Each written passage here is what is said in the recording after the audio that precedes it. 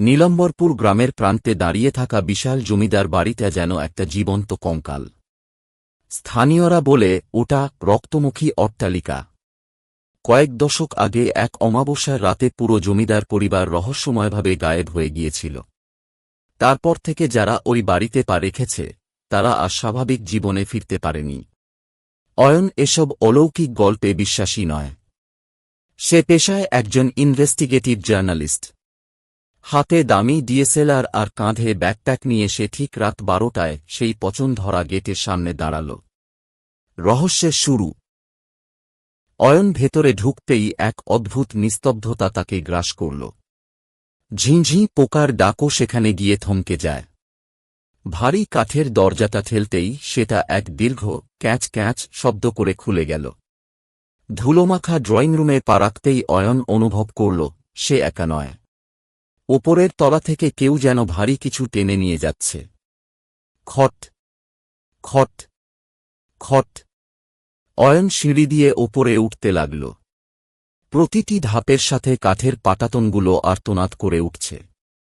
হঠাৎ তার টর্চের আলো একটা বড় তেলের ছবির ওপর পড়ল।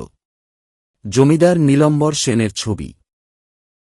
অয়ন খেয়াল করল ছবির মানুষটির চোখ দুটো যেন তাকে অনুসরণ করছে।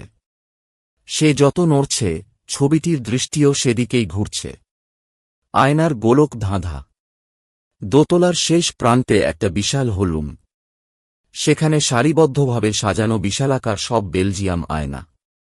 অয়ন তার ক্যামেরার ফ্ল্যাশ জ্বালাতেই রুমটা আলোকিত হয়ে উঠল। কিন্তু ফ্ল্যাশের আলোয় সে যা দেখল তাতে তার শিরদাঁড়া দিয়ে হিমশীতল স্রোত বয়ে গেল। আয়নাগুলোতে তার নিজের প্রতিবিম্ব ফুটে ওঠার কথা, কিন্তু সেখানে যা দেখা যাচ্ছে তা অয়ন নয়। প্রতিটি আয়নায় ফুটে উঠেছে অয়নেরই মতো দেখতে একটা বীভৎস অবয়ব, যার গায়ের চামড়া ঝুলছে আর চোখ দুটো থেকে টকটক করে কালো তরল পড়ছে। হঠাৎ অয়ন দেখল আয়নার ভেতরের সেই অবয়বটি আয়না থেকে এক পা বাইরে বের করে আনল। ঘরটা এক অসহ্য পচা গন্ধে ভরে উঠল। অয়ন পালানোর চেষ্টা করল, কিন্তু দেখল দরজাটা অদৃশ্য হয়ে গেছে।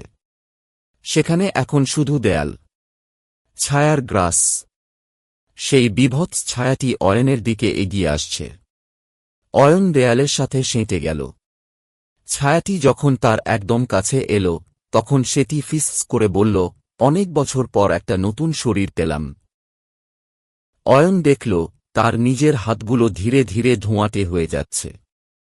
সে তার ক্যামেরাটা ছুঁড়ে মারল আয়না লক্ষ্য করে।